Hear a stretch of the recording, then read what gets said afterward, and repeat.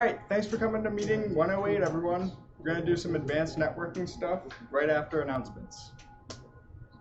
If you're new, welcome. Join a committee now.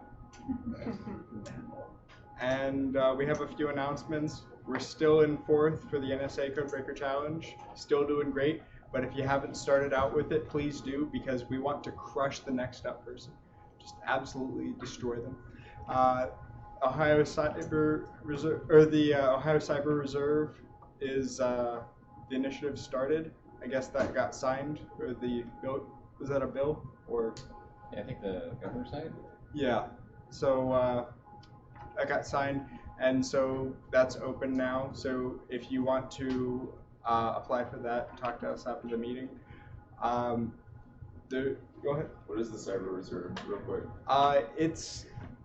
From what I understand, it's like being a part of the Army Reserves, except no. Okay.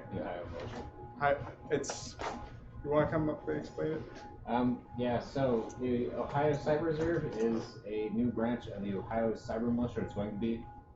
They just signed into law last month. Recent. They've just started accepting registration. So if you're interested in volunteering for the state, really at any level with like cyber stuff, this is how you do it.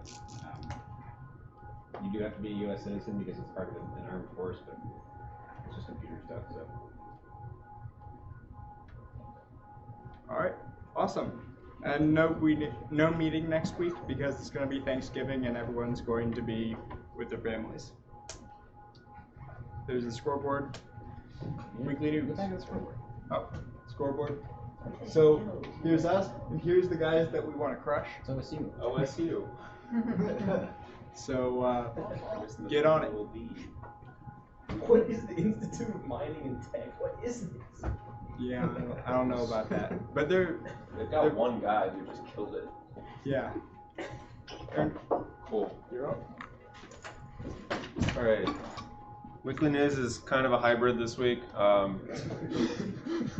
I'll let you guys just take that in.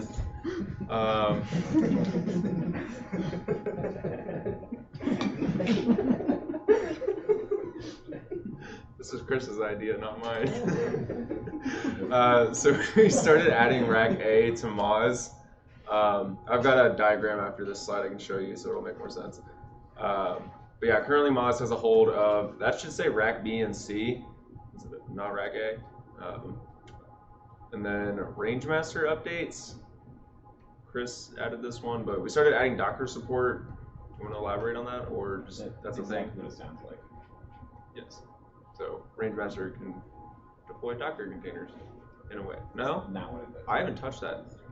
That's you. It's also like not even in repo yet.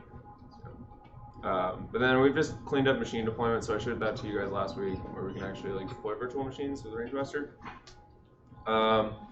This is a really dense diagram. Didn't realize that before I put it in here.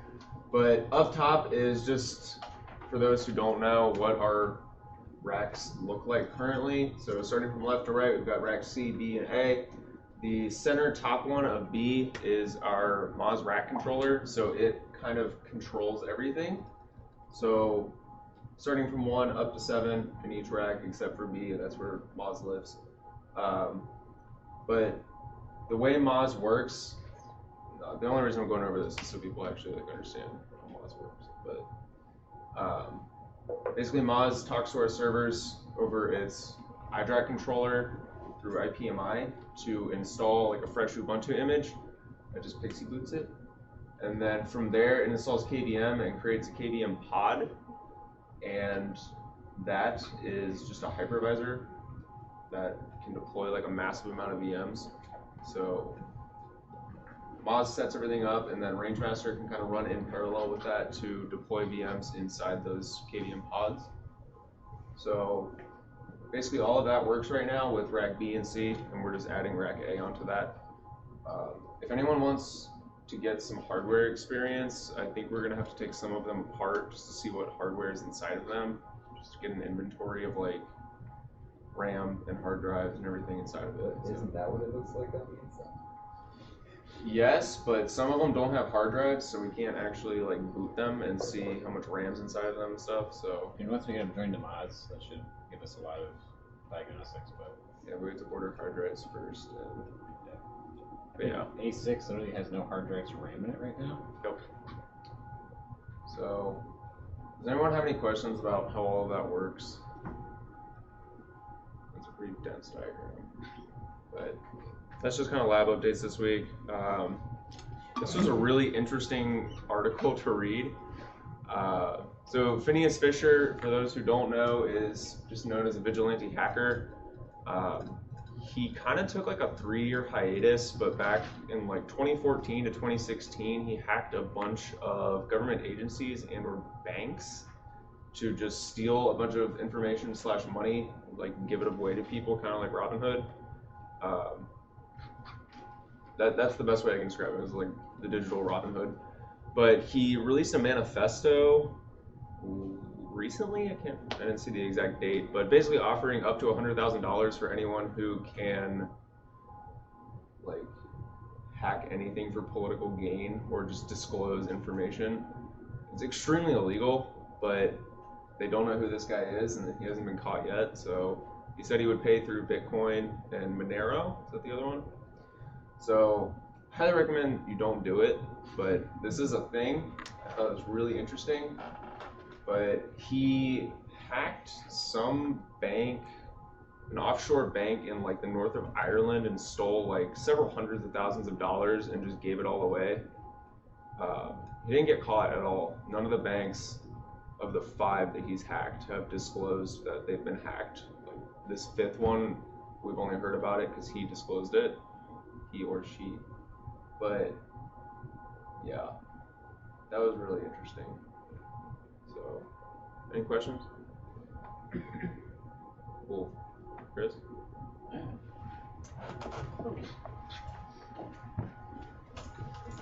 Alright, so what we're doing this week is just a continuation from what we did last week. I'm going to sit down because I don't feel so great today. Last week we did basic networks, so TCP, IPv4, UDP. People connected to my machine up here because I opened a port, and they put insults on it, which was great. So today, I just want to go over the general. I wasn't here last week, and then we got not really network protocols this week, but just uses of networks. So if you weren't here last week, as always, shame on you. We went over like the fundamental network concepts, like how information is actually moved between machines at a pretty high level. And we actually did not record last week's meeting, so if you are interested in like getting caught up, Nmap, Netcat, and Wireshark are all great places to start. So we're just going to dive right into it. Firewalls are things that exist in networks. We have firewalls in our lab. We did not configure them correctly. Yeah, so this is just kind of dissecting some of the main features that a lot of network devices have. So firewall is a very specific feature that creates like rule-based filtering for information coming in and out of the system. Typically, you have a firewall in a corporate environment, or even at your house, like on your external router. We'll probably have, like, the user should not be sending, information to Russia, like if you're in GE, maybe, or just like huge amounts of data to China, something like that. And then your host-based firewall is exactly what it sounds like. Most operating systems have some form of firewall built into them at the kernel level. BSD, Linux, Windows do. I think Mac does because it's BSD based. Typically, especially in corporate environments, you'll actually have like hundreds of firewalls, but they'll all just be like your host operating systems and then your layers of network. They don't actually really compound to each other. It's just like whatever route to an individual host. Linux firewall commands, IP tables is like the default interface to the Linux kernel firewalls. It's a pretty dense command, so we're not going to go over it today. I don't think I've ever used it once without having to have a manual and then reference examples next to it, because it's like very deep. Oh, what the heck? JC, what happened? Okay, it's back. And then UFW is uncomplicated firewall. It's a like a generally nicer looking one at the command line interface level. It's really just a wrapper for IP tables though, with like different profiles it can run. And then GUFW is the GUI for that. Actually have installed. So you have a GUFW, and this is a lot different than IP tables. This is like a traditional firewall, application. You have typically 3 profiles, but I'm pretty sure you can add more on or off. You can choose by default if something doesn't match a rule to like just throw it away, or if it does match a rule, just to allow it, or if it doesn't match a rule, just to allow it anyway, and then filter out what you don't want. Allowing all is usually bad. I don't really have anything on like hosted on my laptop besides like SSH, so I usually just leave this off. Yeah, but if you had like a piece of malware that was trying to say reach out over an obscure port, which is something that a lot do, that'd be a way you could possibly stop it. Although you would really only stop it for a few minutes, because if someone can still talk to it, they could probably just reconfigure it. Nope. So yeah, so firewall shortcomings. Firewalls are just typically not talked about in security anymore, because firewalls have been around since the 80s, but they've been beaten since the 80s. They don't really block attacks on allowed ports, and they don't actually protect your applications. So if you have like a web server that you are publicly serving, a firewall is not going to protect any attacks against that. There are more advanced systems called intrusion detection systems and intrusion prevention systems that can kind of like read incoming traffic at a basic level, but those aren't always like good, but they are still better than firewalls. Yeah, if you can conform an attack to firewall rules, you are still attacking, and like the firewall's not going to do anything about it. And typically if you see your firewall, especially in our lab, it's not configured well, if at all. So yeah. So how do you prevent someone from just reading your data off the network? Encryption is the obvious answer to that. Most people don't know the basic ways encryption works. This is like not in depth at all. So typically we use a combination of the asymmetric and symmetric encryption systems.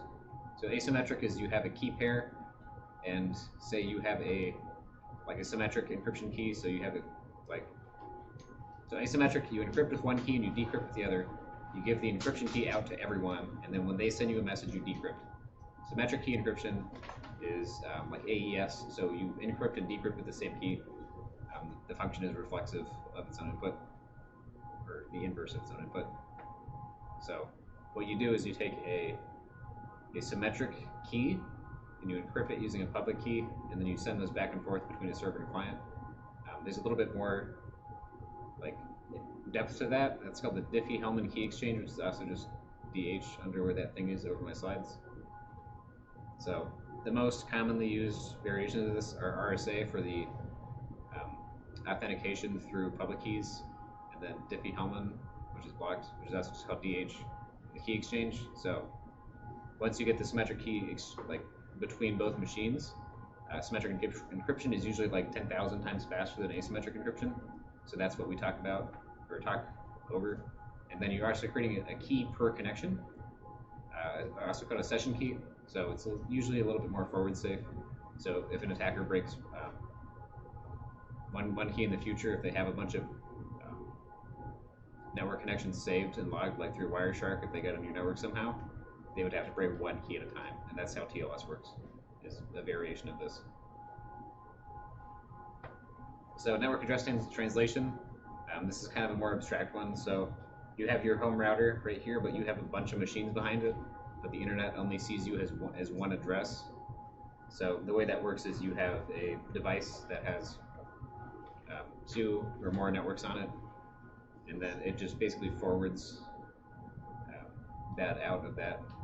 This is like the primary purpose of a home router, is to do exactly this.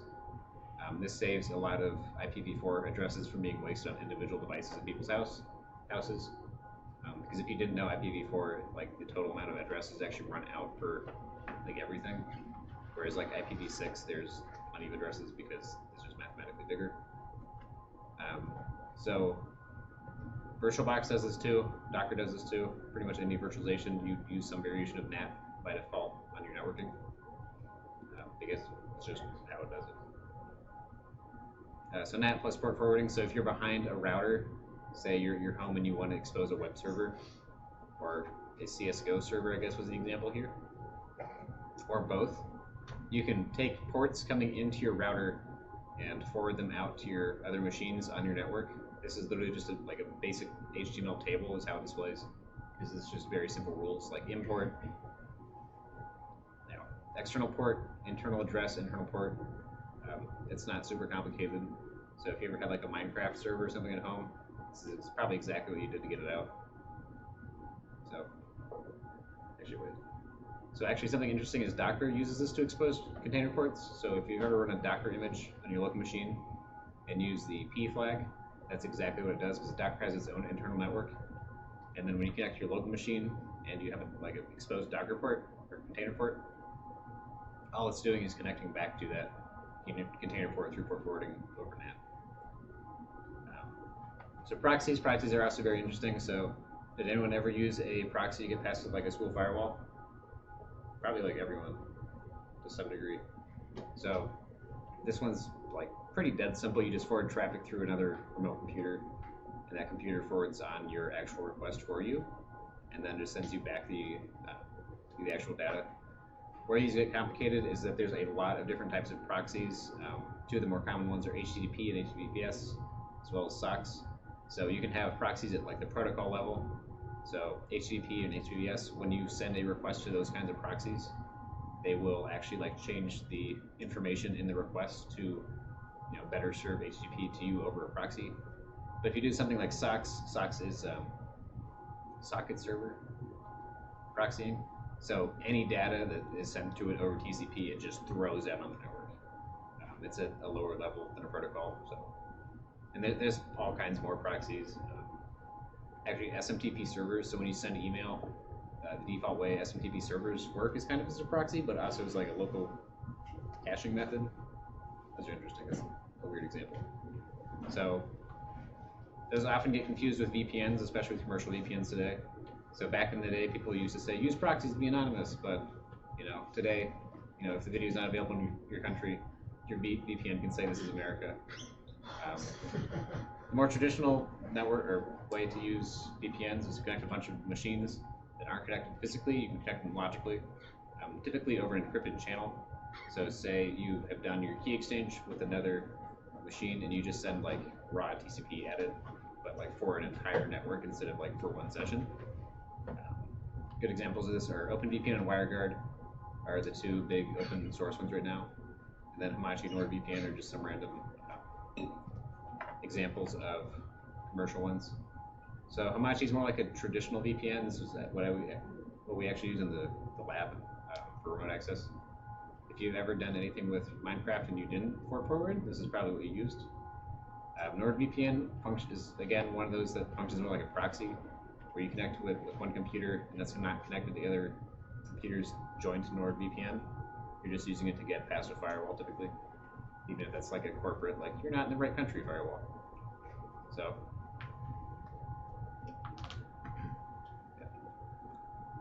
yeah. And then you can actually combine the encrypted channel and the proxy functions into like as their own like methods to create a very basic VPN. So you can use SSH and SOCKS together because the OpenSSH client actually has a SOCKS engine built into it, or SOCKS server built into it. So you can like kind of have a VPN. So we do have a demo tonight because the slides are pretty succinct and brief. So OpenSSH, a lot of people don't know that it has probably like a good 40 flags. So these are just the flags for SSH, the additional options you can give it. Then there's a point where they just decided not to give it any more flags.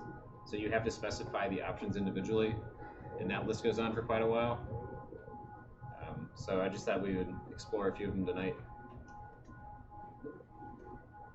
So I meant to update my slide when I got everything ready, but IP address here is not quite ready.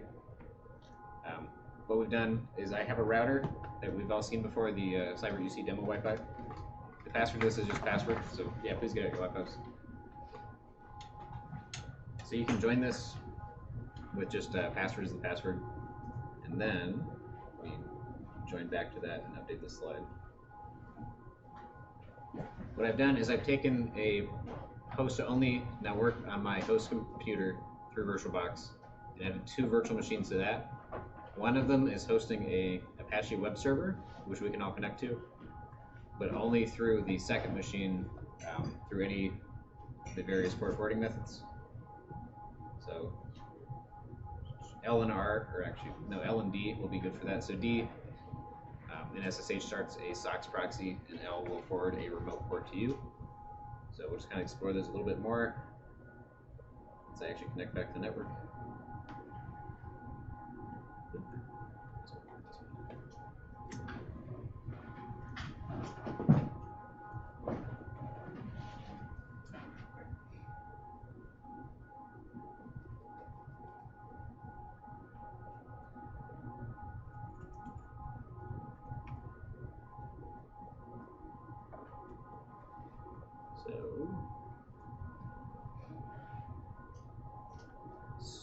So everyone should be able to SSH into this address over here.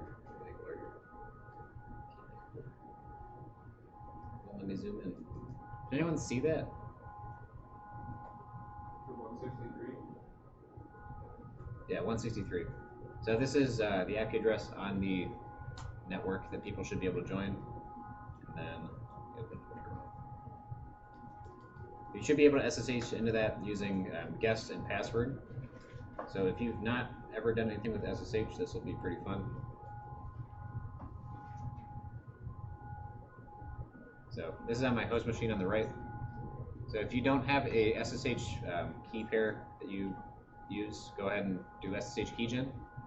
So I'll just ask you a few questions, and what this will do is create a RSA key pair that you can use to immediately authenticate yourself with remote machines without transferring passwords.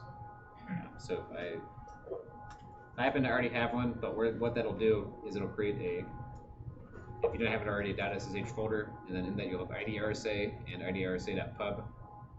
.pub is the public key, and .private, or not .private, just IDRSA is your private key. I'm not going to cat out my private key because this is a live stream. So what you can do is, with this public key, you can put it on anything that authenticates over SSH. So GitHub and GitLab both can do this. So if you've ever done GitLab or GitHub SSH connections, oh, I'm not on the internet. If you're on the internet, you can do that, and then if you have your SSH keys configured correctly for your current machine, it'll say hello, and then your username, and then it'll immediately quit. So what we can do is, even without our SSH key installed on a remote machine, we can just SSH into it, or at least try to. 8163. So I've never connected this machine before. This is just a weird artifact of RSA in Diffie-Hellman. Pretty much the only weak point in connecting to a machine you've never connected before is when you connect the first time. So we can just hit yes. So it's going to ask me for Christopher at this machine's password. So by default, if you don't put a username in front of your connection on SSH, it'll just use your current username. So we don't want that. We'll go back and we'll do user and the @ sign. So password. Oh, what happened?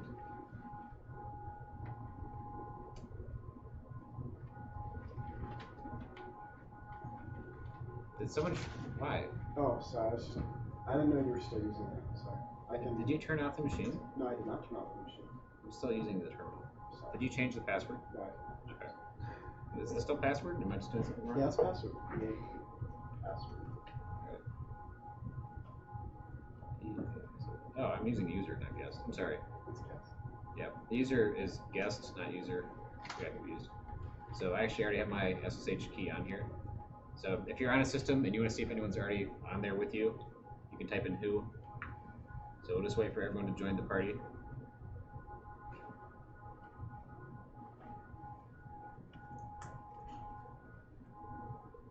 So you can also see where people are connecting from. So SSH is not really anonymous at all. But so Can you block IPs in the SSH client? can I what? Can you block IPs in the SSH client? You can limit what IPs can connect. You might be able to block IPs. I could also add firewall rules that would ignore IPs, but people could just change their IP. We're on You the can same use network. fail to ban Yeah. to do something similar. So, have people been adding their keys? 1 second.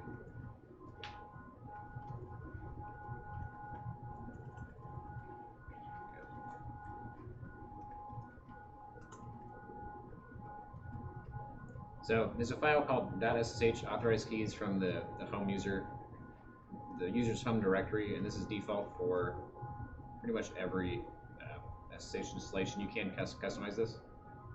But what we can do is go back in here. Because the password's password, people are copying the keys over. If we want to add our key, we can do SSH copy ID. I think, yeah, copy ID. And then put our, oh gosh, what's the IP address? Yeah, I can close stuff, guys. 143? No, 163, sorry. 8163. Okay, so it's already on there, so it just kind of knows. So what we can also do is because, back to this other machine. So this is a machine that's on a network that we do not have public access, or like direct access to, but our machine that we're SSHing into does. So grab its IP address. Its IP address is 10.0.1.3 and has this Apache page that we want to get to. We can use the local port forwarding to actually forward this address to our local machine when we SSH into it. So the syntax for that is kind of like this. 80. So that's going to take port 80 on our local, like our machine that we're SSHing from, and then when we get to our machine we're SSHing to, it's going to connect out to this address and this port. And every time we send, data to this local port, it's going to forward it out our other machine. So this is kind of a rudimentary SOX proxy, but really it's just port forwarding through an SSH machine. So I guess let's just add 168. Yeet, thank you. 163. So that doesn't inherently do anything on our. What are you laughing about, Aaron? That doesn't inherently do anything on our SSH connection. However, if we nmap localhost from another terminal window, we'll see that we do now have port 80 open, and we can localhost 8080. So this is the same Apache page that's running in that VM. Nope. So all the way over here. So.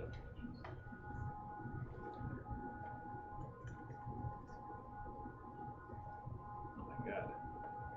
So if we close that, because we're not port forwarding anymore, this won't load anymore. Very simple. So that's for an individual port. We can reach out, and then we can also we can put this around. You can use R to take a port from your host, your client machine that you're connecting from, and give it to the server you're connecting to. That's called reverse forwarding. It's kind of reverse port forwarding. It's a weird name. No one really uses that, so we'll just kind of skip ahead. I do. Why do you use that, Cliff? Because that's a great hack to get around the NAT that VM or the VirtualBox sets up. Oh, that's true. So if you wanted to man in the middle another servers or service, if you're doing like pen testing or something, that'd probably be a good way to do it if you had SSH, access to a box, because then you could just start throwing out your own network services and then forwarding them back to the ones already on the box. But that'd be kind of weird. So what we can do as well is we can do -D. This will open a dynamic proxy, which is really just a SOX proxy. Hit enter on that. So once again, it doesn't actually show anything different in the terminal, but nmap localhost, you can see it again. It says HTTP proxy. That's not what it is. It's just the port that is most commonly used for that. So I can refresh this and it won't work because it's not sending any data because it's a SOX proxy now. So if I open Google Chrome, proxy server, I do SOX at localhost port 8080. I can connect out by typing the IP address of the server I want to connect to, and the Apache page comes right up. So this is, if you want to get a full web browser on a remote network, this is the way you can do it. So, is anyone like having trouble with anything? Should have a bunch of people on our server. All right. So, yeah. There's another option for SSH that is a little bit more advanced. There's actually a W option. Just open command SSH. So while this kind of emulates what a VPN does, SSH actually has a full VPN command built into it, but it's not inherently obvious what it does. So use the W command. You can take a local tunnel interface, so like a virtual interface that you've created already on your machine, and you can just forward it out of the remote computer. This is kind of a weird one because it doesn't do VPN stuff, but it also does. It's funky. So, all right. So while I have you all here, I'll just show you an example of a VPN without having set up a full open VPN. So Hamashi's a pretty nice commercial VPN. They have a free tier that's pretty like permissive. You can just keep using it forever. So list. So I can list out all the peer clients I'm connected to, and I can say grep out the the rack controller for the lab. So I have an indirect connection to this server. However, I can connect to it over SSH, which would, even if Hamachi was like being like a nasty company and trying to see what I was doing with my connections, I could still like have an encrypted tunnel inside of that. So I can SSH to the 513 rack controller. It usually takes. I'm not on the internet. Okay. Yeah, if I was on the internet, I could do that, but I'm on our demo Wi-Fi. So you can use commercial VPNs to like basically connect all your devices, and SSH gives you enough utility to actually get to them. So you could also use this if you had, like a Minecraft server at home that you wanted to expose to people on your local network. You could use SSH to do that with the R command or the L command. So you would like just SSH in your remote box and say, give me this port, and then expose it on my local interface. So does anyone have any questions? This is like a pretty dense amount of information, but also like pretty foundational network manipulation. Yeah. So back to the first thing that was on the list, like so you create a key on your machine and then you send it to the one so that basically it remembers you and automatically logs you in the future. Is that what that is? Yeah, with SSH CAPI ID. I can edit these. So what that does is when you have a .ssh IDRSA, you also should have an IDRSA.pub. So that's your public key. There should be a file in the same .ssh authorized. So I've just added my key to my local machine just for this example. Really all that is an authorized key file, like authorized keys, that's the name of it. And it's just like line after line of public keys. So I can SSH into my local box, like from my current one. That just does that without like typing in the password. And then if you want to get like, smarter about it, you can go to SSH, SSHD config in Etsy, and then go down to password. You can, that should not be on. You can do what I should have done earlier. What is that? And you can turn off password authentication. So that means no one can actually connect to that box with a password. And then I think it's just sudo service SSH reload. So that'll restart the config, restart the service with the config. SSH is pretty lightweight, so it takes like an instant. Yeah, so you can have people authenticate to specific users just by adding to their .authorized keys, and then they'll just have to specify the username when they log in. If you want to get extra fancy, there's also like .ssh config. So when you connect to certain machines, like this is my rules for the rack controller, the user is like actually cyber UC. So I didn't type in my username, but it knew to do that. Yeah. So that's just. If you don't type in does everyone have to have a username? Or like, what if you just did SSH and then like an address without anything? It would just use your current username. So Which is on my default one. Yeah, so on my local machine, my username is Christopher. So if I try to log into this machine, that kills the projector apparently. Okay. So if I try to log into that VM that only has the guest user, it'll ask me for a password, but I don't have a password on there. So it's just not going to, like, there's no user Christopher, so it can never authenticate. And then if I had actually turned off password authentication on the VM, it would just never connect. So SSH, fake user at localhost, it'll just immediately fail. So then how do you set up users? But like you have to put them in. If you just create a new user on the system, that ranges from like user add. You can use the user add utility, or you could like go in and hand configure the password file. So to Linux, like all the user really is just an entry in this one file. So, all right. Does anyone have any questions? Could you explain what authorized keys really does? Authorized keys. So what authorized keys really does is every time you try to connect to that user, it will take every public key in that file and issue a challenge based on that to your client who's connecting. And basically say like, here's this piece of information. Can you decrypt it and send it back to me with my key?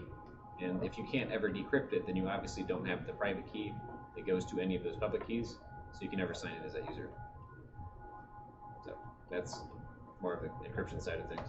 And it might kind of redundant because like what he asked, but so you would, if you knew, say you knew like a password or like a user and a password, and you like SSH through onto that user's account, and then like you added a new user and gave like, I guess at that point would be kind of redundant. So the point is like if you can get on a network, like if you can get into someone's localhost, whether that be like through their username and say you know their password, and you could either add your public key Yep. and their authorized key, so that way even if they change their password, it doesn't matter because your authorized key is already there. Right. So you would just automatically connect. Yeah, Every so time you do an SSH onto it. like more sensitive systems, you'll see the authorized keys file, like root will own it, but the user can read it only, so they can actually like authenticate as that user, but they can't ever add keys to it. But yeah, if you were in a system and you like needed to stay on there, you could definitely just add a public key. But that would be like a cryptographic identifier that it was you, especially if you use that somewhere else. So another cool things about SSH keys, let me connect back to the Wi-Fi, the real Wi-Fi. This will take a second. So I mentioned before, you can actually, oh my God, what is happening? You can authenticate to Git over, or you can connect, you can use Git over SSH, so GitHub and GitLab both do this. So I have my public keys from my local machine on both GitHub and GitLab, and if we try to SSH in both of those as the user Git, it just kind of knows because that's how their backend works. So it'll give you confirmation that you've actually set up your keys correctly, and that's just in the settings as your user. But even more useful is if you're trying to get someone else's keys and you don't want to like awkwardly ask them for their keys off their machine, you can go to GitLab or GitHub.com, their username, that's my name, and then .keys instead of any address after that, and it will just give you all the public keys they have on their account. So it's kind of something handy that a lot of people don't know. And those are the keys that they use. Those are all the public keys they have on their account. So they may not have like used them with GitHub, but if you wanted to send them a message, you could encrypt it with all or one of those and send it to them. It'd be kind of a weird way to do it though. So are all systems set up to use SSH by default? Like, could you Yeah, you can SSH into my disable system? SSH, and like on Kali, for example, because the password is and the user and password is typically like root and TOR. They don't have SSH by default. You have to explicitly install it, and that's the exact reason, because everyone knows the password for most Kali machines. Will either be TOR or password, and they just like assume people aren't smart enough to go in and like turn on password authentication. So you can disable SSH. You just sudo service or system control SSH like stop or disable your password. That's not the right command.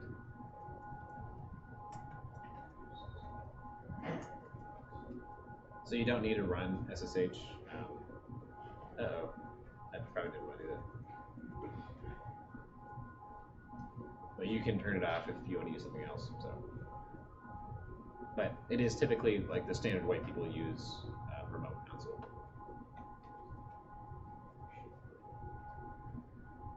And what was the command to go into to turn off password authentication?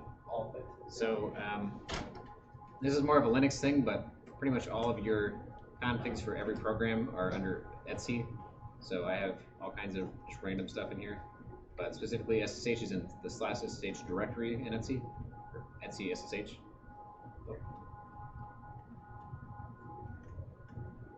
So SSHD config is for the SSH daemon, which is just like the background service it runs. So if we go into that, we can see it has a whole lot of options. You can actually like choose which addresses it listens on, which it's IPv6, that's IPv4. You can change the port if you want to, so it doesn't have to be 22. That's just the default one. Let's see what else. So permit root login, no. That's usually a good one because you don't want people to log in as root on your system. And then permit password authentication, no. So yeah. And then if you have any users without passwords, you also want to turn that one off. There's probably I would be amazed if there's not like a accepted standards or best practices for SSH. So. And then actually at the very bottom of this file, most people, you can match certain users. So you can do match user and then set settings per user. So if you wanted like a guest account to have like the password, but then like never allow them to use the console, you can do that. Does anyone have any other questions? You showed X11 Boarding. X11 forwarding, that's a good point. So, another wonderful feature of SSH that a lot of people don't know about is X11 forwarding. So, Linux, and you can actually install this on Mac and Windows, operates over X11 windowing system. That's just like how it actually displays a window to the screen. The X11 system is actually pretty amazing because it can detach the windows from the inputs. So you can SSH and then like X to turn on what's called X11 forwarding. So it will connect like your display as a available display on the remote machine. So I can log into the rack controller in our lab and run Firefox, and it will actually, after a good second, oh. Uh-oh. It doesn't have a GUI installed. It doesn't have a GUI installed. GUI?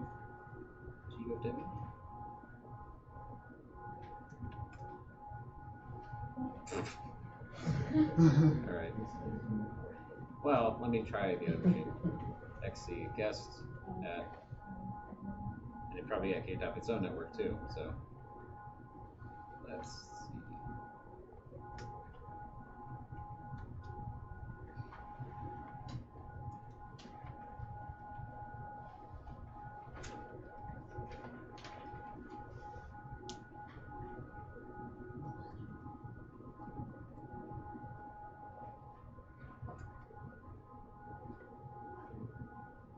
So you can log into another machine and then start a display, like graphical application on that machine and not just through the console.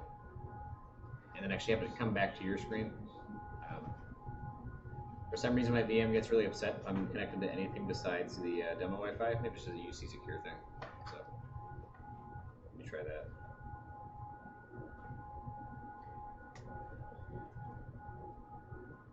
So go back over here.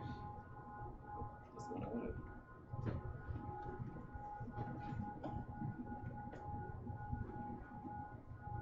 SSHX, and then you can do C for compression. There's a whole lot of flags for SSH. You guessed at 192.168.8.163. I can open Firefox, and then it should open on my display. Yeah. So this is Firefox on my screen, but it's running on the VM. So if you have like a huge server cluster and you want to change like one thing, but you don't know how to do it through the command line, this is a good way to do it. Usually using the command line is preferred, but there are like a handful of things out there that you just can't, so you can do X11 forwarding to get that. Alright. Then if you want to keep using the terminal at the same time, you can just give it an ampersand to have it fork. So it'll just run as another process. So I can go back to my terminal and keep typing. So if I close this terminal though, it'll wait for me to close Firefox, which is pretty nice.